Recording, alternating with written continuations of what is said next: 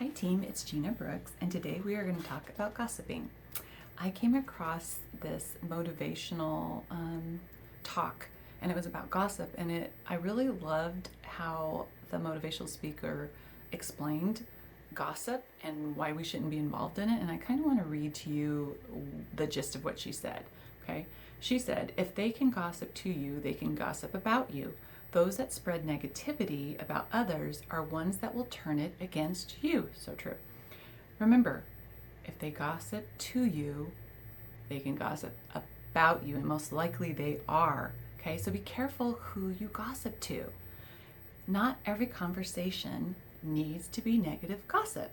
So gossip always seems to start with, did you hear? And it's not like, hey, did you hear? It's usually very dramatic, like, did you hear? And you actually like have excitement in your voice. If you hear that question, most likely some detail of someone else's life is going to happen. So why do we gossip? Okay, we're all guilty of it. Let's not even lie and say we aren't. We're all guilty of it. And gossip doesn't always have to do with some sordid rumor or something that's happening in someone's lives. Sometimes gossip can actually be positive and just informational. Okay, so researchers have actually found that gossiping is innately rooted in our being.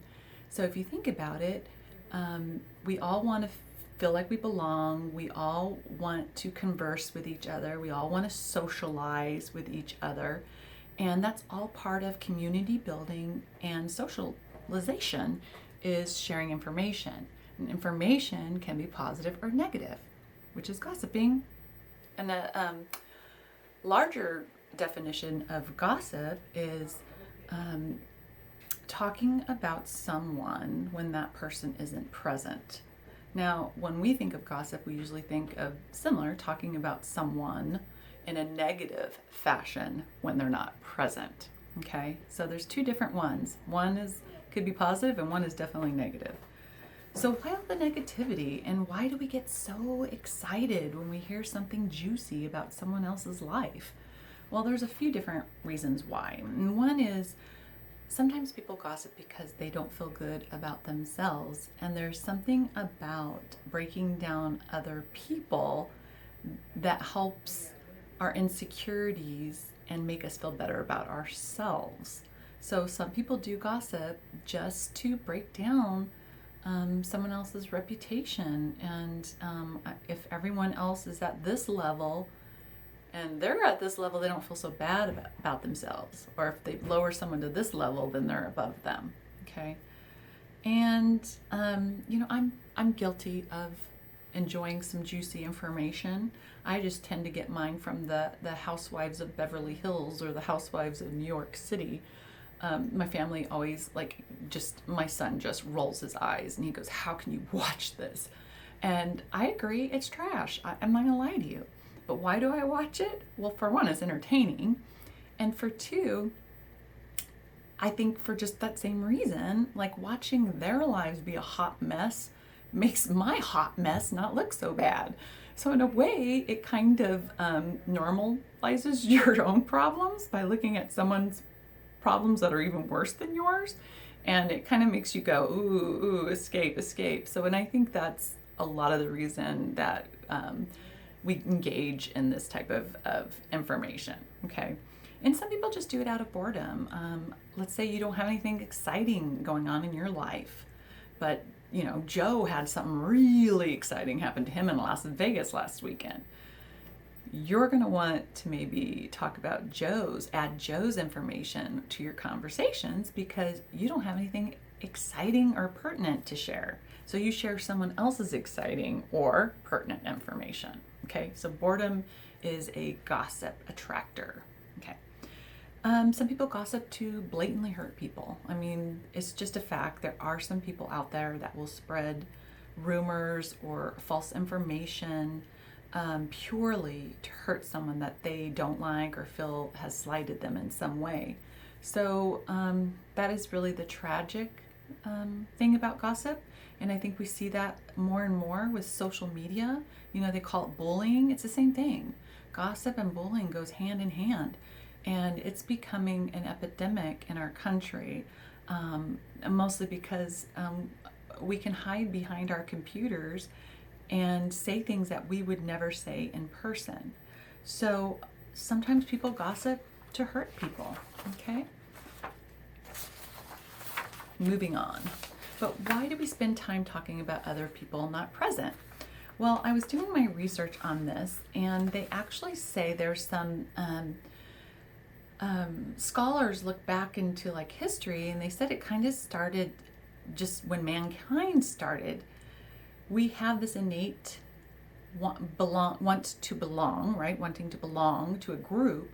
And as our social circles got bigger and bigger, and our communities and tribes and colonies grew and grew, we had to go. We couldn't observe directly the information, or we couldn't ask the person directly for the information. So we relied on other people to share that information. Not necessarily negative, but because the social circles grew so large, we had to start getting information about other people from other people who were able to observe. So can you guess what the problem is with that? The problem is once that person tells that person, they might forget a fact or two, right? And then that person tells that person, and they're giving a little more of the fact, and they might embellish a little bit, or they forgot, so they added something to make it more exciting. So then what happens to your fact sharing? It goes to hell in a handbasket. So be very, very mindful of the information you're sharing from other people who told you this, who told you that. It's just like that exercise you might have done in training where someone speaks into your ears, and this is the story. This person has to relay this story just like this person, and then it goes on and on and on. Well, by the time the last person shares the information, it's so backwards, it's almost shocking. Same difference in real life. That's what can happen when we share information incorrectly. Okay, so why shouldn't we? Let me go back. I always hated when people say, if it's fact, it's not gossip. I've heard this a lot because I'm involved and have been involved in investigations and legal type of things. And that's one of the defenses, I guess, is they'll say it's not gossip because we can prove it was a fact. Well, that's beside the point. Regardless if it's a fact or not, when you gossip about someone's life in a negative way, it's hurtful. Hurtful is hurtful. It doesn't matter if the person truly did that or not. That doesn't give us a right to try to share or disregard someone's privacy by sharing maybe some damaging information about them that could affect their home or work life. So please be very careful of taking everything at face value, or take everything at face value. Don't give it as much credit or reliability unless you actually observed it. Give everything a grain of salt when you hear stuff, okay? So why shouldn't we gossip? Well, I mean, there's lots of reasons why we shouldn't gossip. I mean, for one thing, when we're talking about someone that's not there, it's not really our place or our business to be discussing their life. I mean, we do and we will. I mean, let's just be honest, we're going to. It doesn't have to always be negative, but it's really some of the information that's being shared or has been shared is not our business. So particularly in the workplace, if it has nothing to do with your work performance or affects your work life, you really shouldn't participate in any type of negative gossip, okay? So another thing that happens is, think about it, the more you engage, just like the speaker I talked about at the very beginning, she said, the more you engage, if they're gossiping to you about someone else, they're more likely going to be gossiping about you to someone else. So just be mindful of that when you're sharing information with someone. Most likely you're opening yourself up for them to share information about you. Okay. So obviously, like, as human beings, as good people, we shouldn't want to hurt anybody. So, and I don't think we always purposefully attempt to hurt people with the information we're sharing. I think most people say something and it's, they think they're sharing it with their best buddy who shared it with their best buddy, and they didn't anticipate it would get that far. Or they didn't anticipate it getting to the person that they're gossiping about, and it ends up hurting that person. I particularly remember doing something in 7th or 8th grade, and I only remember it being a big deal. I had said something about this girl, and we had went away to, I call it sleepaway camp, but whatever, camp. And I remember her crying, and it got around that I said this. And this is the sad part. I feel guilt. I'm 50 years old. This happened in 7th grade. I feel horrible about it, but I can't even remember what it was. The problem is I forgot what it was, but the damage, the potential damage that it could have done to her, she might never have forgotten, right? And that's the thing when we gossip and what can happen with that, okay? So, and lastly, there's so many things that gossip does in a workplace, but it also can lower overall morale, right, in the office, and it can also create a really toxic and work environment, and that's something that we don't support and we don't want in our corporate culture. We want people to get along. We want people to be engaged. We want positivity. We want unity so we can serve our customers better. So there's just so many damaging things that gossiping can do. So how about we dig deep and look at things to positively gossip about? Okay, so for example, hey guys, did you hear that Mark got a promotion? We should all get together and send him a card. Or, hey guys, I heard that Cindy became a grandma for the first time. Maybe we should chip in and get the baby something. There are ways to share information and talk about other people's lives that's celebrating their lives, not breaking them down or... and if we don't know those wonderful things about people, maybe it's time we start asking. Maybe if we start getting better engaged and investing each other, we'll have more positive information to share to one another. Okay? So gossiping may or may not be different than complaining or talking in the workplace. So for leaders and supervisors, we do have to be particularly mindful of this, because sometimes people are sharing information and it seems negative of the workplace because they might actually have negative feelings about what's happening in their workplace.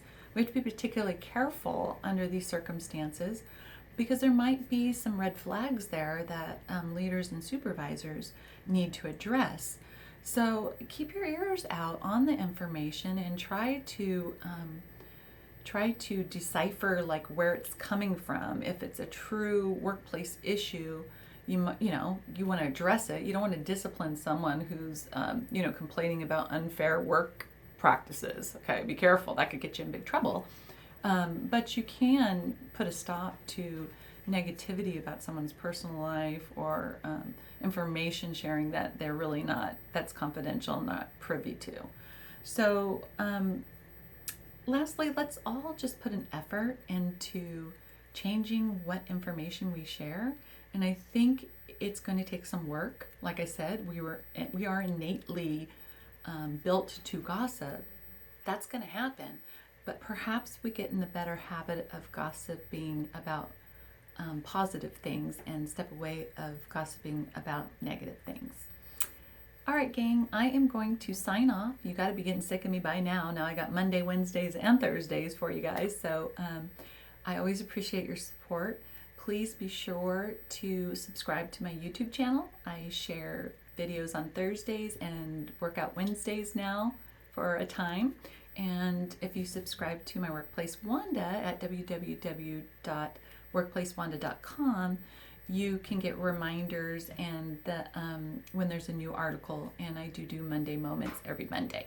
Anyway, signing off. I hope you guys have a wonderful day. Toodles!